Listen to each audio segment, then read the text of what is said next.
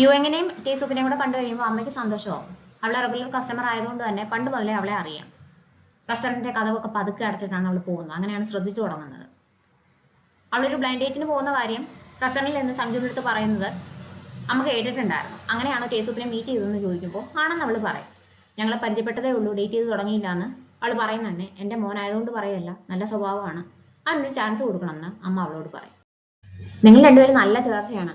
ഞങ്ങളുടെ ഫാമിലിയെ പറ്റി എന്തെങ്കിലും സംശയം ഉണ്ടെങ്കിൽ റെസ്റ്റോറന്റിലേക്ക് വന്നാൽ മതി, എന്നോട് ചോദിച്ചാൽ ഒന്നും ഒളിച്ചു വെക്കാതെ ഞാൻ പറഞ്ഞു തരാമെന്നൊക്കെ അമ്മ യുഎങ്ങിന്റെ അടുത്ത് പറഞ്ഞുകൊണ്ടേയിരിക്കും. അവരെ തമ്മിൽ ഡേറ്റ് ചെയ്യണമെന്ന് അറിഞ്ഞപ്പോൾ മുതൽ അമ്മയ്ക്ക് എക്സൈറ്റ്മെന്റ് ഹൈഡ് ചെയ്യാനായിട്ട് പറ്റുന്നില്ല. ഒരാളെ ഇഷ്ടപ്പെട്ടു കഴിഞ്ഞാൽ അതുകൊണ്ട് കാര്യം തീരുന്നില്ല. രണ്ട് ഫാമിലീസും തമ്മിൽ ചേർന്ന് പോവുമോ, എല്ലാവരും ഒത്തുപോകുമെന്നൊക്കെ ആലോചിക്കേണ്ടതുണ്ടല്ലോ. അതിനെപ്പറ്റിയൊക്കെ ഇങ്ങനെ ചിന്തിച്ചുകൊണ്ട് നിൽക്കുന്നതുകൊണ്ടാണ് യുഎങ്ങിന്റെ അമ്മ അങ്ങോട്ടേക്ക് വരുന്നത്. ഞാൻ എങ്ങനെയുള്ള ആളെ ഡേറ്റ് ചെയ്യണം എന്നാണ് അമ്മയുടെ ഇഷ്ടം എന്ന് അവൾ ചോദിക്കുമ്പോൾ ഞാനാണോ ഡേറ്റ് ചെയ്യുന്നത്, നീ അല്ലേ ഡേറ്റ് ചെയ്യുന്നത്, എന്നോട് എന്തിനാണ് ചോദിക്കുന്നതെന്ന് അമ്മ തിരിച്ചു ചോദിക്കും. ശരിയാണ്, എൻ്റെ ലൈഫാണ്, ഞാൻ തന്നെ ആലോചിച്ച് തീരുമാനം എടുക്കണം. ആ തീരുമാനത്തിന്റെ ബാക്കിയായിട്ട് എന്തൊക്കെ കോൺസിക്വൻസസ് വന്നാലും ഞാൻ തന്നെ ഫേസ് ചെയ്യാൻ വേണം എന്നൊക്കെ അവൾ ആലോചിച്ചുകൊണ്ടിരിക്കുമ്പോൾ ടീസൂപ്പിന്റെ മെസ്സേജ് വരും. അമ്മ കാര്യങ്ങൾ ഓക്വേർഡ് ആക്കിയോ എന്നാണ് അവൻ ചോദിക്കുന്നത്. അങ്ങനെയൊന്നുമില്ല, അമ്മയെ പരിചയപ്പെടാൻ പറ്റിയതിൽ സന്തോഷം എന്ന് പറയണമെന്ന് അവൾ റിപ്ലൈ കൊടുക്കും. അത് കഴിയുമ്പോൾ അവളുടെ മനസ്സിലേക്ക് വരുന്നത് ഭാവിയിൽ ഇനി എങ്ങാനും ഞങ്ങൾ കല്യാണം കഴിക്കുവാണെങ്കിൽ ആ റെസ്റ്റോറന്റിൽ ഞാൻ ജോലി ചെയ്യേണ്ടി വരുമോ എന്നാണ്. അത് ആലോചിക്കുമ്പോൾ അവൾക്ക് ചെറിയ ടെൻഷൻ വരും. അതും ആലോചിച്ചുകൊണ്ട് അങ്ങോട്ടേക്ക് വരുമ്പോൾ ചിക്കൻ ഫീറ്റ് പ്രിപ്പയർ ചെയ്യുന്നത് എങ്ങനെയാണെന്ന് കണ്ടുകൊണ്ടിരിക്കുകയാണ് അമ്മ. ഫ്രൈ ചെയ്ത ചിക്കൻ ഫീറ്റ് ആണ് ടീസൂപ്പിന്റെ അമ്മയുടെ റെസ്റ്റോറന്റിലെ ഹൈലൈറ്റ്. അവൾ അത് വാങ്ങി ചാനൽ മാറ്റും. അപ്പോൾ ജങ്ങയുടെ റൂമറിനെ പറ്റിയാണ് ന്യൂസ് കാണിക്കുന്നത്.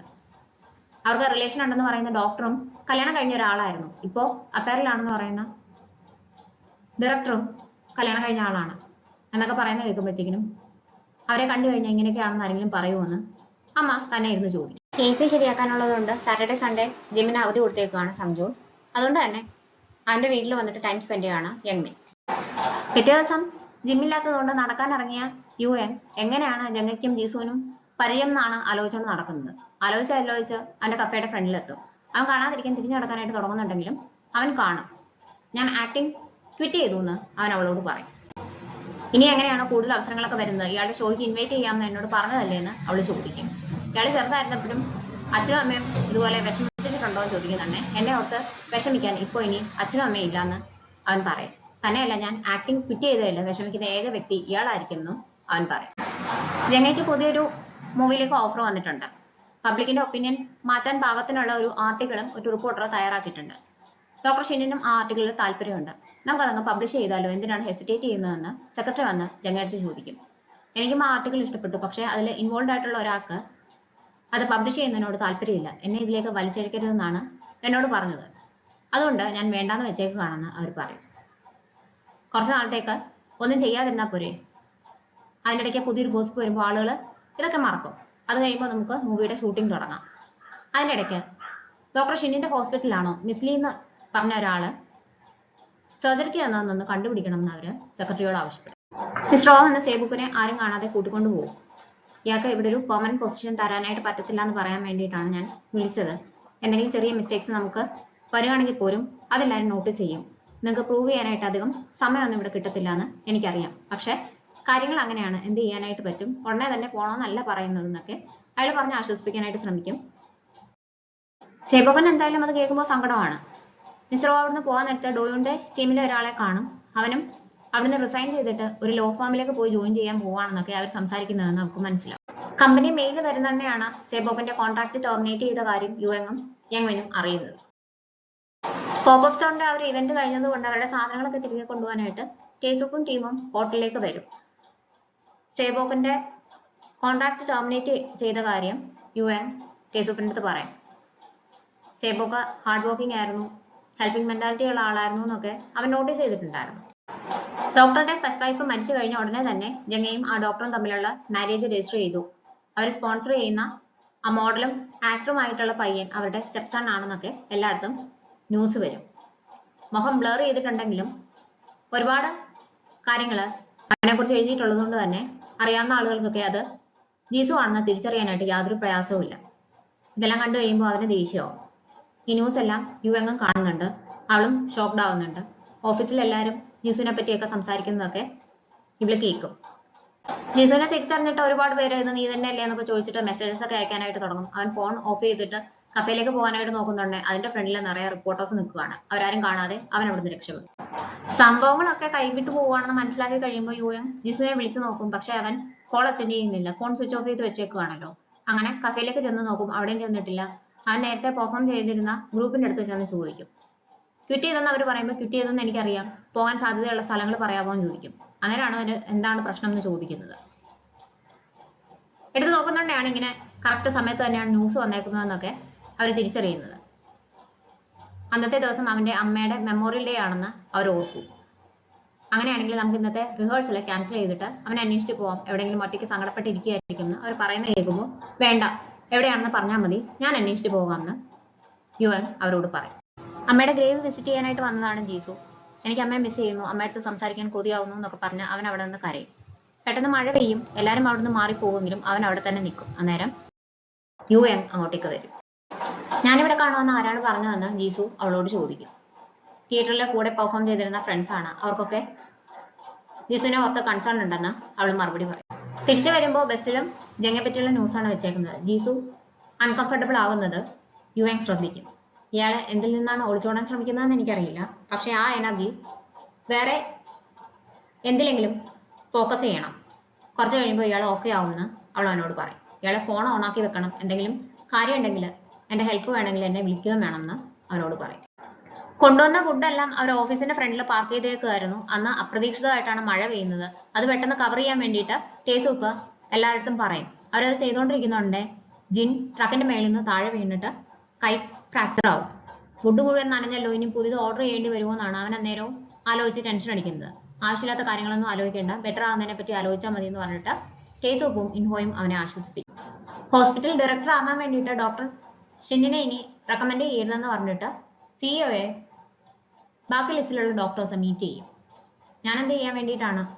എല്ലാ കാര്യങ്ങളും അയാൾക്ക് ഫേവറബിൾ ആണ്. ഇങ്ങനെ ഒരു ഗോസിപ്പ് വന്നു എന്ന് വിചാരിച്ചിട്ട് നമുക്ക് അയാളെ മാറ്റി നിർത്താൻ പറ്റത്തില്ല. VIP ഒക്കെ അയാളുടെ തന്നെ അപ്പോയിന്റ്മെന്റ് വേണം എന്നാണ് പറയുന്നതെന്നൊക്കെ ഇവർ സംസാരിച്ചുകൊണ്ടിരിക്കുമ്പോൾ ഷിൻ അങ്ങോട്ടേക്ക് വരും. സംസാരം അവരതോടെ നിർത്തും.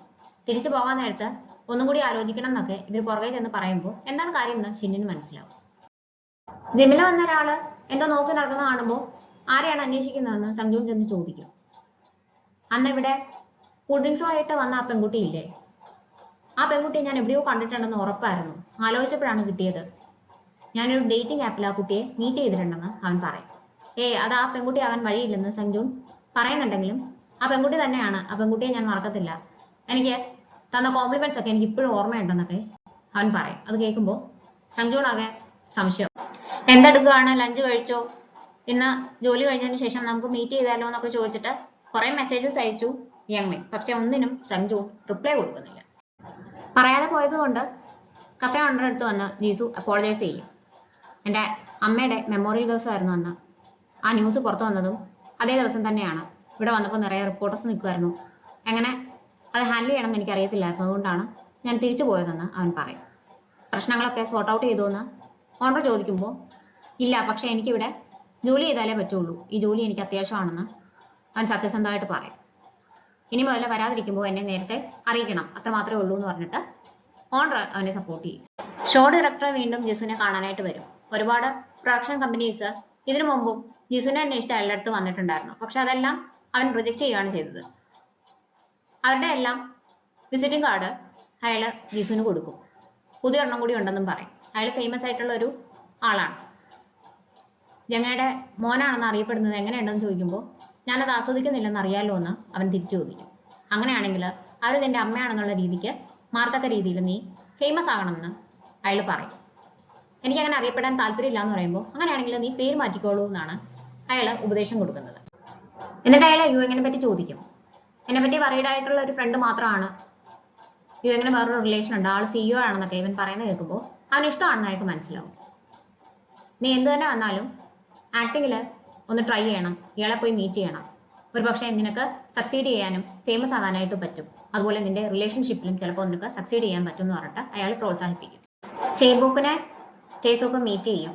ഞങ്ങളുടെ കമ്പനിയിൽ ഇന്റേണായിട്ട് ജോയിൻ ചെയ്യാൻ താല്പര്യമുണ്ടോ എന്ന് ചോദിക്കുമ്പോൾ ഞാൻ ആർക്കിടെക്ചർ പഠിച്ചിട്ടില്ല, ഇതിനു മുമ്പ് ചെയ്ത് പരിചയമില്ല എന്ന് പറയും. ഞങ്ങളുടെ അവിടെ ജോയിൻ ചെയ്തേക്കുന്ന പകുതി കൂടുതൽ പേരും ഇതും പഠിച്ചിട്ടല്ല വരുന്നത്, എല്ലാവരുടെയും ഒരു ജോയിന്റ് എഫേർട്ടായിട്ടാണ് ഞങ്ങൾ കമ്പനി നടത്തിക്കൊണ്ട് പോകുന്നതെന്ന് അവൻ പറയുമ്പോൾ അവർക്ക് സന്തോഷമാവും. ജോയിൻ ചെയ്യാൻ താല്പര്യമുണ്ടെന്ന് പറയുന്നുണ്ട്. കോൺട്രാക്ട് ഞാൻ കൊണ്ടുവന്നിട്ടില്ല. അതുകൊണ്ട് ഇന്ന് ഞങ്ങളുടെ കമ്പനിയുടെ പോർട്ട്ഫോളിയോ ഒക്കെ നോക്കിയിട്ട് എന്ത് തരം വർക്കാണ് ചെയ്യുന്നതെന്നൊക്കെ നോക്കി മനസ്സിലാക്കാൻ അവൻ പറയും. ഓഫീസിലേക്ക് പുതിയൊരു ഇന്റേണിനെ ഹയർ ചെയ്തിട്ടുണ്ടെന്ന് അവൻ ഓഫീസിൽ വന്ന് എല്ലായിടത്തും പറയും. സേബോക്കിനെ ഇന്റർവ്യൂ ചെയ്യാനായിട്ട് പോയപ്പോൾ അവൻ സൂയെ കൂടെ കൂട്ടിയിട്ടുണ്ടായിരുന്നു. അപ്പോൾ ഒരു ബേക്കറി പോയി യുഎങ്ങിന് വേണ്ടിയിട്ട് കുറച്ച് സാധനങ്ങൾ വാങ്ങിയിട്ടുണ്ടായിരുന്നു. വീട്ടിലുണ്ടോ, നമുക്ക് മീറ്റ് ചെയ്യാൻ പറ്റുമോ എന്ന് അവൻ അവൾക്ക് മെസ്സേജ് അയക്കും. പക്ഷെ റിപ്ലൈ ഒന്നും കിട്ടത്തില്ല. എന്തായാലും അവളെ പോയി കാണാനായിട്ട് അവൻ തീരുമാനിക്കും. എനിക്ക് അത്യാവശ്യമായിട്ടൊന്ന് കാണണം എന്ന് പറഞ്ഞിട്ടുള്ള ജിസുവിന്റെ മെസ്സേജ് കണ്ടിട്ട് പേടിച്ചിട്ട് അവനെ അന്വേഷിച്ച് പോയതാണ് യുഎൻ. ആ സമയത്ത് അവൾ ചെല്ലുന്നത് എക്സ്പെൻസീവ് ആയിട്ടുള്ള ഒരു റെസ്റ്റോറൻറ്റിലേക്കാണ്. ഇത് നമ്മുടെ ഫസ്റ്റ് ഡേറ്റ് ആയിട്ട് കൂട്ടണമെന്ന് ജീസു അവളോട് പറയും. എന്നിട്ട് ഫുഡ് ഓർഡർ ചെയ്യാനായിട്ട് പറയുന്നുണ്ട്. അവൾ നോക്കുമ്പോൾ എല്ലാം വില കൂടിയ സാധനങ്ങളാണ്. അതുകൊണ്ട് ഒരു സാധനം മാത്രമേ പറയത്തുള്ളൂ. അത് മനസ്സിലാക്കിയിട്ട് അവൻ തന്നെ ഫുഡിന് ഓർഡർ കൊടുക്കും. ഇയാൾക്ക് നല്ലൊരു സ്ഥലത്ത് കൊണ്ടുപോയി നല്ലൊരു ട്രീറ്റ് തരണമെന്ന് എൻ്റെ ആഗ്രഹമായിരുന്നു എന്ന് പറയും.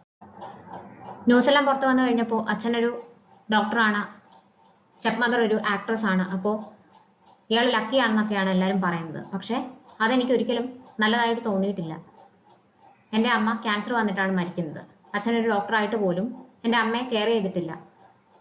അമ്മ അസുഖം കാരണമല്ല മരിച്ചത്, അച്ഛൻ്റെ നെഗ്ലക്റ്റ് കാരണമാണ് മരിച്ചതെന്നാണ് ഞാൻ ഇപ്പോഴും വിശ്വസിക്കുന്നത്. അതുകൊണ്ട് തന്നെ അമ്മ മരിച്ച അധികം വൈകാതെ തന്നെ 19ാമത്തെ വയസ്സിൽ ഞാൻ വീട് വിട്ട് ഇറങ്ങുകയാണ് ചെയ്തത്. അന്ന് മുതൽ ഞാൻ ഒറ്റയ്ക്കായിരുന്നു. അങ്ങനെയാണ് ഞാൻ ആ തിയേറ്റർ ഗ്രൂപ്പിലെ ആളുകളെ മീറ്റ് ചെയ്യുന്നത്. എനിക്ക് കഴിക്കാൻ ഫുഡും കിടക്കാനൊരു സ്ഥലം അവർ ഓഫർ ചെയ്തതുകൊണ്ടാണ് ഞാൻ അവരുടെ കൂടെ ഇത്രയും നാള് കഴിഞ്ഞതെന്നെല്ലാം അവൻ അവളോട് തുറന്നു പറയും. ജങ്ങ മീറ്റ് ചെയ്യണമെന്ന് പറഞ്ഞതിന് ശേഷം ഇവൻ ആ പറഞ്ഞ സമയത്ത് തന്നെ ഹോട്ടലിലേക്ക് ചെല്ലും. എന്ന് മുതലാണ് നിങ്ങൾ എൻ്റെ ട്രൂപ്പിനെ സ്പോൺസർ ചെയ്യാനായിട്ട് തുടങ്ങിയത്? എന്നെ വെറുതെ വേണമെന്ന് ഞാൻ പറഞ്ഞതല്ലേ? നിങ്ങൾ എന്തിനാണ് ഇത് ചെയ്യുന്നതെന്നൊക്കെ പറഞ്ഞിട്ട് അവൻ പുറത്തുനിന്ന് തന്നെ ദേഷ്യപ്പെടും. അകത്തേക്ക് വന്ന് സംസാരിക്കാമെന്ന് ജങ്ങ പറയും. അകത്ത് എന്തോ സൗണ്ട് കേൾക്കുമ്പോഴത്തേക്കും നോക്കുന്നുടനെ ഇവന്റെ അച്ഛനും അവിടെയുണ്ട്. ഞങ്ങൾ സത്യസന്ധമായിട്ട് കാര്യങ്ങൾ പബ്ലിക്കിനെ അറിയിക്കാനായിട്ട് പോവുകയാണ്. ഞാൻ എൻ്റെ ഡോക്ടറായിട്ടാണ് ഷിന്നിനെ മീറ്റ് ചെയ്തത്. അമ്മ മരിച്ചതിന് ശേഷമാണ് ഞങ്ങൾ കല്യാണം കഴിച്ചതെന്നൊക്കെയാണ് പറയാൻ പോകുന്നതെന്ന് അവർ പറയുന്നുണ്ടേ. ഇതാണോ നിങ്ങളുടെ സത്യം എന്ന് അവൻ ചോദിക്കും. അത് കേൾക്കുമ്പോൾ അവൻ്റെ അച്ഛന് ദേഷ്യം വരും. നീ ഇപ്പോഴും നിന്റെ പാസ്റ്റിൽ സ്റ്റക്കാണ്. ഇതുവരെയായിട്ട് നിനക്ക് വളരാറായിട്ടില്ലേ? ഈ ഒരു ആർട്ടിക്കിൾ പുറത്തു വന്നത് കഴിയുമ്പോൾ നിന്നെ പറ്റി ആളുകൾ ക്യൂരിയസ് ആവും. അതുകൊണ്ട് തന്നെ റിപ്പോർട്ടേഴ്സ് നിന്നെ എല്ലായിടത്തും ഫോളോ ചെയ്യാനായിട്ട് തുടങ്ങും. പുറത്തേക്ക് എവിടെയെങ്കിലും പോകണമെന്നുണ്ടെങ്കിൽ അവിടെങ്ങാനും പോയി നിന്റെ സ്റ്റഡീസ് ഒക്കെ കണ്ടിന്യൂ ചെയ്തോളൂ, ഞാൻ അതിന്റെ ചിലവൊക്കെ നോക്കിക്കൊള്ളാം എന്ന് അച്ഛൻ പറയും. അതുകൂടെ കേൾക്കുമ്പോൾ അവനും മതിയാവും. പക്ഷെ അത് ജങ്ങ പ്രതീക്ഷിക്കുന്നില്ല. അവരാണെങ്കിൽ ഒന്നും മിണ്ടാതെ നിൽക്കുകയാണ്. കണ്ടില്ലേ, പരസ്പരം വേദനിപ്പിക്കാൻ മാത്രമേ ഫാമിലി എന്ന് പറയുന്നത് നിങ്ങൾക്ക് പറ്റത്തുള്ളൂ. എനിക്ക് ഇതിന്റെ ആവശ്യമില്ല. ഞാൻ ഒരിക്കലും ഈ ഫാമിലിയുടെ പാർട്ടല്ലായിരുന്നു, ഇങ്ങോട്ട് ആകാനും ഉദ്ദേശിക്കുന്നില്ല. ഞാൻ എങ്ങോട്ടും പോകാൻ പോകുന്നില്ല. നിങ്ങളുടെ ഇതിലേക്ക് എന്നെ വലിച്ചഴക്കേണ്ട. എൻ്റെ പേര് ഇതിൽ വരാനായിട്ട് പാടില്ല എന്ന് പറഞ്ഞ് അവൻ ദേഷ്യത്തിൽ പോകാനായിട്ട് തുടങ്ങുമ്പോൾ ജങ്ങ അവൻ്റെ പുറകെ ചെല്ലും. ഇതാണോ നിങ്ങൾ എപ്പോഴും പറയുന്ന നിങ്ങളുടെ മഹത്തരമായ സ്നേഹം? എൻ്റെ അമ്മ വിഷമത്തിലാണ് മരിച്ചത്, അത് നിങ്ങൾ എന്താണ് കാണാതെ പോകുന്നത്? മറ്റൊരാളുടെ വേദന കാണാത്തതാണോ നിങ്ങളുടെ സ്നേഹം? നിങ്ങൾ ഒരാളുടെ മരണത്തിന് കാരണമായി എന്നൊക്കെ പറഞ്ഞിട്ട് ദേഷ്യത്തിലാണ് അവൻ അവിടെ നിന്ന് ഇറങ്ങിപ്പോകുന്നത്. അതെല്ലാം ജീസു യുവങ്ങുമായിട്ട് ഷെയർ ചെയ്യും. എത്രമാത്രം സങ്കടങ്ങളിൽ കൂടിയാണ് അവൻ കടന്നു പോയതെന്ന് യുവങ്ങിന് മനസ്സിലാവും. അങ്ങനെ ഒരു ലൈഫ് ലീഡ് ചെയ്തതുകൊണ്ട് ഒരിക്കലും ആരെയും സ്നേഹിക്കത്തില്ലെന്ന് ഞാൻ തീരുമാനം എടുത്തിട്ടുണ്ടായിരുന്നു. പക്ഷെ ഇയാളെ പരിചയപ്പെട്ടതിന് ശേഷം എനിക്ക് ഇയാളെ പറ്റി ആലോചിക്കാതിരിക്കാൻ പറ്റുന്നില്ല എന്ന് അവൻ അവളോട് തുറന്നു പറയും. തിരിച്ച് വീടെത്തുമ്പോൾ ഞാൻ വീണ്ടും ഓഡീഷൻസ് ഒക്കെ അറ്റൻഡ് ചെയ്യാൻ പോവുകയാണ്. അടുത്ത് തന്നെ ഒരു ഓഡീഷൻ വരുന്നുണ്ടെന്ന് ജീസു യുവങ്ങിന്റെ അടുത്ത് പറയും. ഇയാൾക്ക് അഭിമാനിക്കാൻ പറ്റുന്ന ഒരാളായിട്ട് മാറുക എന്നുള്ളതാണ് എൻ്റെ ലക്ഷ്യം. അതിനു വേണ്ടിയിട്ടാണ് ഞാൻ ട്രൈ ചെയ്യുന്നത്. ഉടനെ തന്നെ നല്ലൊരു വീട്ടിലേക്ക് മാറാനായിട്ട് നോക്കുന്നുണ്ട്. അപ്പോൾ എന്നെ എപ്പോൾ വേണമെങ്കിലും വന്ന് വിസിറ്റ് ചെയ്യാം. ഇയാൾക്ക് ഇടയ്ക്കിടയ്ക്ക് ഇതുപോലെ കൊണ്ടുപോയി നല്ല ട്രീറ്റ് ഒക്കെ തരണമെന്ന് എനിക്ക് ആഗ്രഹമുണ്ട്. എനിക്ക് ഇയാളെ ഇഷ്ടമാണെന്ന് ജീസു യുവങ്ങിന്റെ അടുത്ത് പറയും. അവൾ എന്ത് മറുപടി പറയണമെന്ന് ആലോചിച്ചുകൊണ്ട് നിൽക്കുമ്പോഴത്തേക്കിനും ടേസൂപ്പ് അങ്ങോട്ടേക്ക് വരും.